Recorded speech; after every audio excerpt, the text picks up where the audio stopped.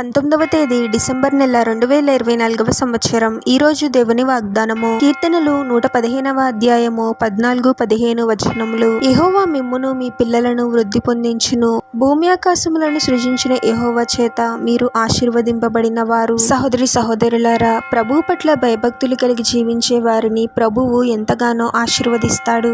కేవలము వారిని ఆశీర్వదించడమే కాదు, వారి పిల్లలను కూడా ఆశీర్వదించి అభివృద్ధి పరిచి విస్తరింపజేస్తాడు. మనము, మన కుటుంబాలు, మన పిల్లలు ఆశీర్వదింపబడాలి అంటే మనము ప్రభువునకు లోబడి భయభక్తులు గల జీవితాన్ని జీవించాలి. కొంతమంది ఎంతో పాపపు జీవితాన్ని జీవిస్తూ ఇతరులకు అన్యాయం చేస్తుంటారు. చివరకు వారు ఎంతో శాపముల పాలవుతారు. ఆ శాపము వారినే కాదు, వారి పిల్లలను, పిల్లల పిల్లలను కూడా వెంటాడుతూ ఉంటుంది. ఆదికాండము 34వ అధ్యాయము 7వ వచనంలో ఇలా ఉంటుంది కదా, ఆయన ఏమాత్రమును దోషులను నిర్దోషులుగా ఎంచక 3-4 తరముల వరకు తండ్రుల దోషమును కుమారుల మీదకిని, కుమారుల కుమారుల మీదకిని రప్పించును అని. మన తరువాత తరములు కూడా ఆశీర్వదింపబడాలి అంటే దేవుని వాక్య ప్రకారము జీవించడం నేర్చుకోవాలి. ప్రభు మన నమ్మకత్వాన్ని చూసి మనల్ని ఆశీర్వదించడమే కాదు, మన పిల్లలను కూడా గొప్పగా ఆశీర్వదిస్తాడు. ప్రార్థన.